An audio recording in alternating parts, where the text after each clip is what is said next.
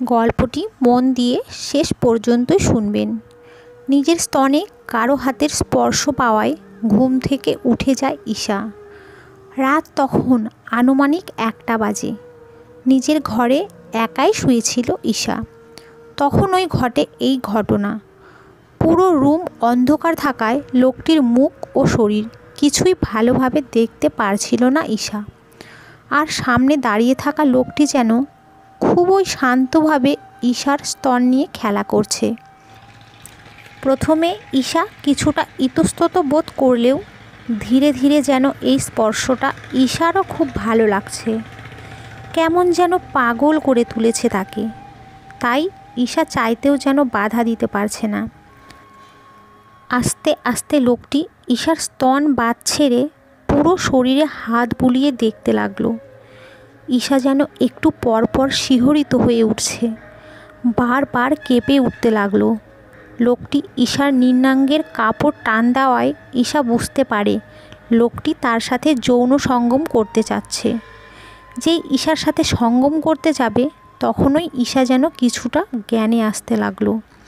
এতক্ষণ সে নিজের জ্ঞানে না থাকার কারণে তার মনে একবারের জন্যও প্রশ্ন ওঠেনি এত রাতে একজন পুরুষ কিভাবে তার রুমে আসবে। কয়েকদিন পর ঈশার বিয়ে তার বয়ফ্রেন্ড বিপ্লবের সাথে। বিপ্লব হয়তো মজা করার জন্য তাকে না বলে তাদের বাসায় আসতে পারে, কিন্তু দরজা জানালা তো ভিতর থেকে লাগানো। তাহলে এই রুমে বিপ্লব বা অন্য কেউ কেন আসবে? লোকটি তখনও সেখানেই দাঁড়িয়ে আছে। ঈশা ভাবল, কে এই লোক? আমার রুমে কি করছে?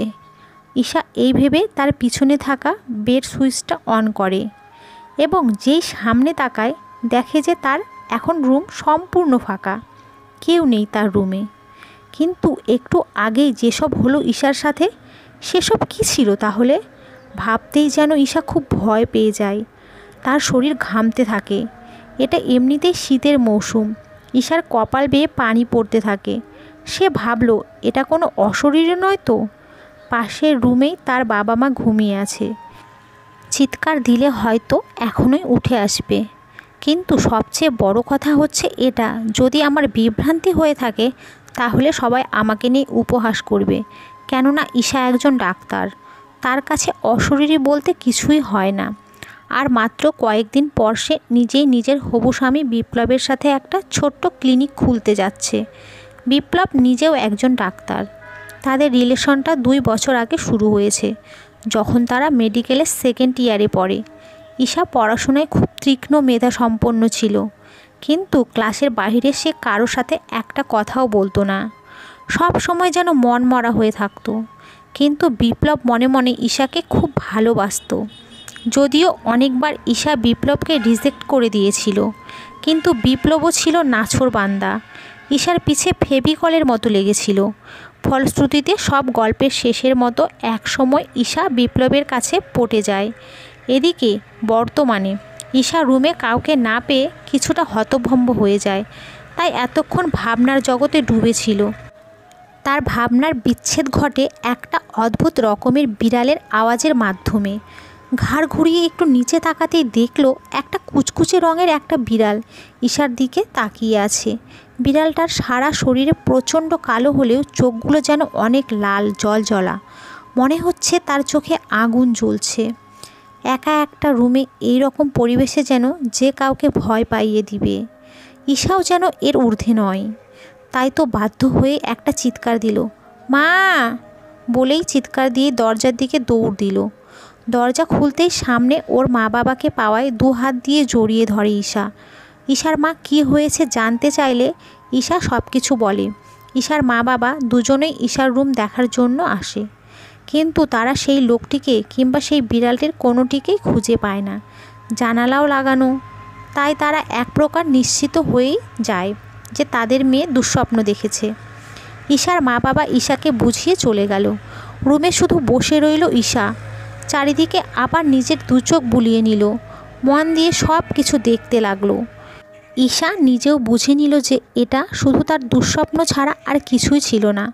তাই সে নির্বিঘ্নে আবার শুয়ে পড়ল। পরের দিন সকালে ঈশার ঘুম ভাঙল বিপ্লবের ফোনে। এটা যেন এখন রুটিন হয়ে গেছে।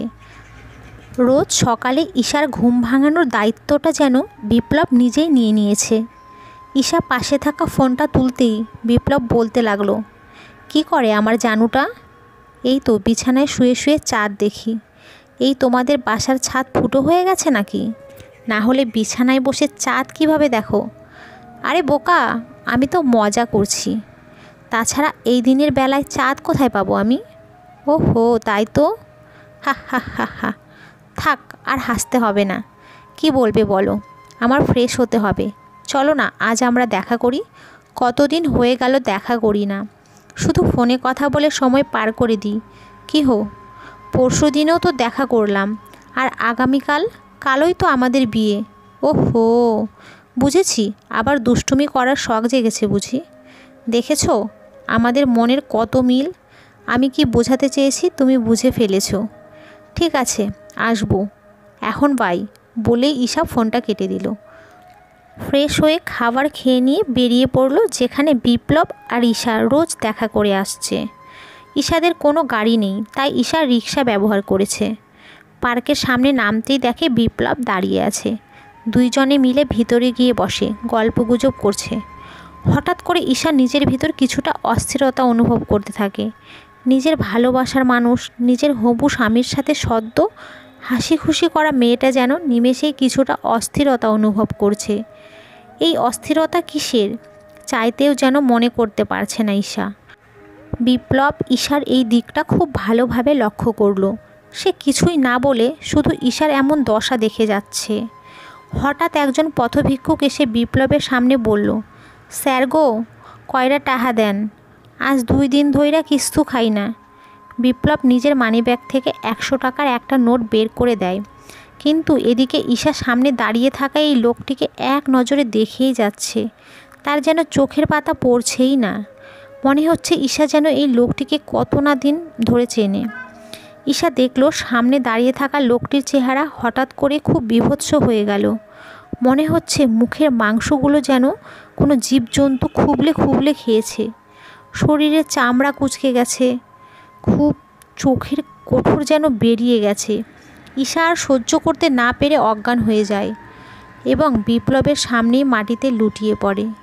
বিপ্লব ভাবল হয়তো সামনে দাঁড়িয়ে থাকা ভিক্ষুককে দেখে ভয় পেয়ে গেছে, তাই বিপ্লব ভিক্ষুকটিকে চলে যেতে বলল। বিপ্লব তাড়াতাড়ি ঈশাকে তুলে নিজের গাড়িতে শোয়ালো। ঈশাদের বাড়িতে নিয়ে যেতেই নিজের মেয়েকে অজ্ঞান অবস্থায় দেখে ঈশার বাবা মা যেন খুবই চমকে গেল। কিন্তু বিপ্লব তাদের সান্ত্বনা দেওয়ার জন্য বলল যে ঈশা শুধুমাত্র ফ্রাস্ট্রেশনে পড়ে জ্ঞান হারিয়েছে। এই বলেই বিপ্লব নিজের বাসায় চলে গেল, কেননা আগামীকালই তাদের বিয়ে। অনেক প্রস্তুতি এখনও বাদ আছে। পরের দিন দুই পরিবারের মাঝে যেন খুশির পাহাড় নেমে আসে। আজ ঈশা আর বিপ্লবের বিয়ে। বাহিরে সবাই বিপ্লবের সাথে কথা বলছে, আর এদিকে ঘরের ভিতর ঈশা বসে আছে। রুমে কেউ নেই। যেখানে ঈশার সবচেয়ে বেশি খুশি হওয়ার কথা, সেখানে ঈশা কিছুটা মনমরা। ধীরে ধীরে বিয়ে খুব ভালোভাবে সুসম্পন্ন হলো। ঈশাকে বিপ্লবের বাড়িতে আনা হলো।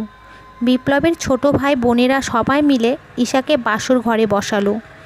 এদিকে বিপ্লব ওর বন্ধুদের সাথে কথা বলছে। বন্ধুদের ধাক্কা আর ধমক খাওয়ায় অনেকক্ষণ পর বিপ্লব গিয়ে বাসর ঘরে ঢুকলো। বিপ্লব বাসর ঘরে ঢুকেছে দেখে ঈশা কিছুটা নড়ে চড়ে বসলো। বিপ্লব খাটে বসে যেই ঈশার ঘোমটা সরালো, অমনি চারপাশটা যেন কেন জানি কেঁপে উঠল। মনে হলো তাদের রুমে যেন ভূমিকম্প হচ্ছে। ঈশা আর বিপ্লব যেন খানিকটা চমকে উঠল। ঈশা ভয় পেয়ে বিপ্লবকে জড়িয়ে ধরল। বিপ্লব ভাবল হয়তো বাহিরে চিৎকার চেঁচামেচির জন্যই এমনটা হয়েছে, তাই নিজেও ঈশাকে জড়িয়ে ধরল। কিন্তু এবার যা হলো তা কারোই প্রত্যাশা করার মতো ছিল না। বিপ্লবের ঘরের সব জিনিসপত্র আপনা আপনি নড়তে লাগলো। রুমের ভিতর প্রচণ্ড বেগে বাতাস বইতে লাগলো। মনে হচ্ছে এই বুঝি তারা দুইজনেই উড়ে যাবে। বাসর ঘরে ঈশাকে বিপ্লব জড়িয়ে ধরতেই চারপাশটা কেমন জানি বাতাস বইতে লাগলো। ভূমিকম্পের মতো রুমটা দুলতে লাগলো। ঘরে থাকা আসবাবপত্রগুলো যেন কাঁপছে। এসব দেখে ঈশা আর সহ্য করতে না পারায় ঈশা বিপ্লবকে জড়িয়ে ধরা অবস্থায় অজ্ঞান হয়ে গেল। কিছুটা আন্দাজ করতে পেরেছে যে এসব কোনো স্বাভাবিক বিষয় নয়, এর পিছনে অবশ্যই কোনো অশরীরীর হাত রয়েছে। তাই সে ঈশাকে বিছানায় শুয়ে রেখে রুমের এই অবস্থার কারণ খুঁজে বেড়ানোর জন্য দাঁড়িয়ে পড়ে। আর অমনি এই কোলাহল, পুরনো রুম যেন ঠান্ডা শান্ত হয়ে যায়। বিপ্লব কিছুটা ঘাবড়ে যায়। কি হচ্ছে এসব? তাই সে ভাবল ঈশাকে একটু ডাকুক, যে রুমটা শান্ত হয়ে গিয়েছে। বিপ্লব ঈশার গায়ে হাত দিয়ে যেই ডাকতে যাবে অমনি সেই আগের মতো পরিবেশের সৃষ্টি হয়ে গেল রুমে। বিপ্লব এবার ভয়ে কিছুটা পিছে চলে গেল এবং সে বুঝতে পারে যে ঈশাকে স্পর্শ করলেই ওই অশরীরী ক্ষেপে রেগে যায়। ঈশার কাছে যেতে যেন বিপ্লব ভয় পাচ্ছে। এদিকে ঈশা অজ্ঞান হয়ে বিছানায় পড়ে আছে। তাই বিপ্লব কোনো উপায়ান্তর না পেয়ে বাহিরে চলে যায়। বিয়ের দিন হওয়ায় সবাই তখনও বাহিরে মজা করছে। বিপ্লবের একটা ফ্রেন্ড আছে, শাকিল, খুব মেধাবী। যে কোনো রহস্য যেন তার কাছে অমৃত স্বাদের মতো। রহস্যের মূল যতক্ষণ না পর্যন্ত খুঁজে বের করবে সে যেন কোনো কাজে মন বসাতে পারে না। বিপ্লব ভাবল, শাকিল যদি কেউ তাকে সাহায্য করতে পারে তাহলে সেটা হলো স্বয়ং আল্লাহ এবং শাকিল। কেননা এই যুগের দরবেশ বাবা কবিরাজ বলতে কিছুই নেই, সবই ভণ্ড। শাকিল ও বিপ্লবের বিয়েতে এসেছে, তাই তাকে খুঁজে পেতে বিপ্লবের বেশি দেরি হলো না। যেখানে সবাই নাচানাচি করছে সেখানে শাকিল কিছুটা দূরে একটা বেঞ্চের সামনে দাঁড়িয়ে কি যেন ভাবছে। বিপ্লব গিয়ে শাকিলকে বলল, শাকিল, কী ভাবছিস? সবাই তো খুব আনন্দ করছে, তুই এখানে কেন? জানি তোরা আমার এই রহস্যর প্রতি এত প্রেম দেখে আমাকে নিয়ে উপহাস করিস, তবুও আমি এই রহস্যর কথা বলতে একদম পিছু পা হব না। জানি এবারও হাসবি, তবুও বলছি দোস্ত, আমি কেন জানি এখানে কোনো অশরীরী অস্তিত্ব টের পাচ্ছি। বিপ্লব মনে মনে ভাবছে, তার মানে শাকিল সত্যি একজন রহস্যময় মানুষ, না হলে ও কোনো দিন এই অশরীরীর কথা জানতে পারতো না। ওর প্রতি বিপ্লবের যেন অগাধ বিশ্বাস জন্মালো। তাই বিপ্লব শাকিলকে সব কিছু খুলে বলল। শাকিল বলল, বিপ্লবকে বলল, তাহলে আমাদের সর্বপ্রথম জানতে হবে ওই অশরীরী কেন তোদের কাছে এসেছে আর কি চায় তোদের কাছে। যদি এসব বিষয়ে জানতে পারি তাহলে ওকে হারাতে আমার খুব সহজ হবে, কিন্তু ওর ব্যাপারে জানবো কী করে? শোন, তুই বললি না তুই ঈশা ভাবিকে রোমাঞ্চের জন্য স্পর্শ করলেই ও ক্ষেপে ওঠে? তাই তো দেখলাম। শোন, তুই ঈশা ভাবির সাথে রোমাঞ্চ শুরু করবি আর আমি পাশের রুমে থাকবো। যেই ভিতরে ওই অশরীরী চলে আসবে তুই কিছু একটা দিয়ে শব্দ করবি আর আমি চলে যাব ভিতরে, আর ওকে কিছুক্ষণের জন্য আটকে ওর ফিরে আসার কারণ জানবো। ভাই তাড়াতাড়ি আসিস, না হলে কিন্তু ভাই আমি বউয়ের আদর পাওয়ার আগেই উপরে চলে যাব। তুই আমার উপরে বিশ্বাস রাখ, তোর কিছুই হবে না। এখন তাড়াতাড়ি চল, ভোর হওয়ার আর কিছুক্ষণই বাকি। রাত প্রায় 4টা বাজে। সবাই এখনও হইচই করা বাদ দিয়ে রুমে হয়তো শুয়ে পড়েছে। এখন সব কিছু ঠান্ডা, এখন কাজটা খুব সহজ হবে। বিপ্লব আর শাকিল চলে গেল রুমের ভিতর। শাকিল পাশের রুমে লুকিয়ে পড়ে। এদিকে বিপ্লব গিয়ে দেখে ঈশা এখনও অজ্ঞান হয়ে পড়ে আছে। তাই ওকে কিছুক্ষণ ডাকাডাকির পরেও না ওঠার কারণে পাশের ড্রেসিং টেবিলের উপর থাকা পানির গ্লাসটা হাতে নিয়ে ঈশার মুখের উপর কয়েক ফোঁটা পানি ছিটিয়ে দিতেই ঈশা উঠে পড়ে। বিপ্লব কিছু না ভেবেই ঈশার ঠোঁটে নিজের ঠোঁট ডুবিয়ে দেয়। ঈশাও বিপ্লবকে কোনো বাধা না দিয়ে নিজের বাহুডোরে জড়িয়ে নেয়। দুজনেই যেন বারবার শিহরিত হচ্ছিল। ঠিক তখনই আগের মতো রুমের বায়ুচাপ বাড়তে লাগলো। গরম বাতাস চারপাশে বইতে লাগলো। সব জিনিসপত্রগুলো দুলতে দুলতে লাগলো। ঈশা আবারও ভয় পেয়ে গেল, কিন্তু বিপ্লব কিছুটা শক্ত মনোবল নিয়ে ঈশাকে জড়িয়ে ধরে আছে, কারণ তার সত্যটা জানতেই হবে। হঠাৎ ঈশা এবং বিপ্লবের রুমে কারো রাগে ফুসফুস করার আওয়াজ শুনতে পেল। বিপ্লব তবুও ঈশাকে জড়িয়ে ধরে আছে। হঠাৎ চারপাশটা কেমন জানি শান্ত হয়ে গেল। জিনিসপত্রগুলো কাঁপাকাঁপি করা বন্ধ হয়ে গেল। গরম বাতাসের পরিত্রাণ হতে লাগলো। বিপ্লব কিছু বোঝার আগেই ঈশা আবার বিপ্লবকে জড়িয়ে ধরল। বিপ্লব ভাবল হয়তো ঈশাও তাকে ভালোবেসে জড়িয়ে ধরছে, কিন্তু আস্তে আস্তে যখন নিজের বুকে চাপ বাড়তে লাগলো তখন বিপ্লব বুঝতে পারল যে এটা কোনো সাধারণ মানুষের শক্তি দ্বারা হবে না। মনে হচ্ছে ঈশা বিপ্লবের বুকের সকল হাড় ভেঙে ফেলবে। বিপ্লবের বুঝতে বাকি রইল না যে সেই অশরীরই এখন ঈশার গায়ে। বিপ্লব চাইতেও যেন নিজেকে ছাড়াতে পারছে না। এদিকে বিপ্লবের দম যাওয়ার উপক্রম হয়েছে। অনেক চেষ্টার পর বিপ্লব নিজেকে ছাড়াতে সক্ষম হয়েছে, কিন্তু যেই ছাড়া পেয়ে পাশের রুমে দৌড় দিবে তার আগেই ঈশা বিপ্লবকে এমন জোরে একটা ধাক্কা দেয় যে বিপ্লব সোজা উড়ে দেয়ালের সাথে গিয়ে আঘাত পায়। বিপ্লব বুঝতে পারে সে অজ্ঞান হয়ে যাবে, কিন্তু পাশের রুমে থাকা শাকিলের কথা যেন এতক্ষণ মনেই ছিল না। তাই অনেক কষ্টে দাঁড়িয়ে পাশে থাকা গ্লাসটা সজোরে আঘাত দিয়ে ভেঙে ফেলে, মাটিতে লুটিয়ে পড়ে। আর সেই শব্দে পাশের রুমে থাকা শাকিল দৌড়ে এই রুমে চলে আসে। শাকিল এসে দেখে যে বিপ্লব মাটিতে পড়ে আছে, তবে ওঠার জন্য বেশ চেষ্টা করছে। সে বিপ্লবের দিকে আর দৃষ্টি না দিয়ে ঈশার দিকে তাকাতেই বুঝে যে সেই অশরীরই এখন ঈশার ভিতরে বিরাজ করছে। শাকিল মনে মনে কিছু শব্দ উচ্চারণ করার সাথে সাথে যেন ঈশা চিৎকার দেয়, আর বিপ্লব শাকিলকে বলতে থাকে, তুই আমাকে আটকাতে পারবি না, আমি ওকে মেরে ফেলবই। যে আমার ঈশাকে পেতে চাইবে তাকেই আমি মেরে ফেলবো। ঈশা শুধু আমার। তুমি এখানে কেন এসেছো? আর কেই বা তুমি? হঠাৎ এর মাঝেই ফজরের আজান সবার কানে ভেসে উঠল। ঈশা কেমন জানি একটা ঝাঁকুনি দিয়ে মেঝের উপর অজ্ঞান হয়ে লুটিয়ে পড়ল। বিপ্লব অনেক কষ্টের পর উঠে দাঁড়ায় এবং ঈশাকে তুলে বিছানায় শুইয়ে দেয়। নিজের মাথায় লেগে থাকা রক্ত পরিষ্কার করে, যাতে অন্য কেউ এসবের ব্যাপারে জানতে না পারে। বিপ্লব এবং শাকিল দুইজনে বাহিরে আসে। বিপ্লব শাকিলকে বলল, কিরে, কিছু জানতে পারলি? হ্যাঁ, যতটুকু জানতে পারলাম যে ওই অশরীর সাথে ঈশার কোনো অতীতের সম্পর্ক অবশ্যই আছে। তোর আগে ওটা জানতে হবে, না হলে ওই অশরীরীকে হারানো অসম্ভব। ওর সাথে ঈশার আবার পুরনো অতীত কিভাবে থাকবে, সেটাই তো তোর জানতে হবে। আর শুন, আজকের ভিতরে যদি ওকে হারাতে না পারি, তাহলে হয়তো তুই ঈশাকে আর কোনো দিনও নাও পেতে পারিস।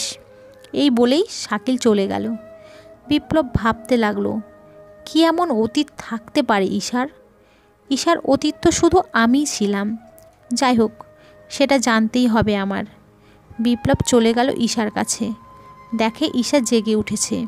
বিপ্লব কিছু বলার আগেই ঈশা বিপ্লবকে জড়িয়ে ধরে কান্না শুরু করে দিল আর বলতে লাগলো, এসব কি হচ্ছে বিপ্লব? আর কেনই বা হচ্ছে? আমার খুব ভয় লাগছে। ঈশা, তোমার জীবনে এমন কি কোনো অদ্ভুত ঘটনা ঘটেছিল যেটার জন্য তোমাকে বা অন্যকে ক্ষতির সম্মুখীন হতে হয়েছে? না, এমন কিছু তো হয়নি। ঈশা, মনে করার চেষ্টা করো, না হলে অনেক বড় প্রবলেম হয়ে যাবে।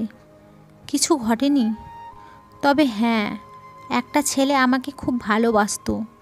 কিন্তু কিন্তু কি ঈশা, বলো। আমি যখন কলেজে ভর্তি হই তখন নতুন একটা শহরে শিফট হয়ে যাই সবাই মিলে।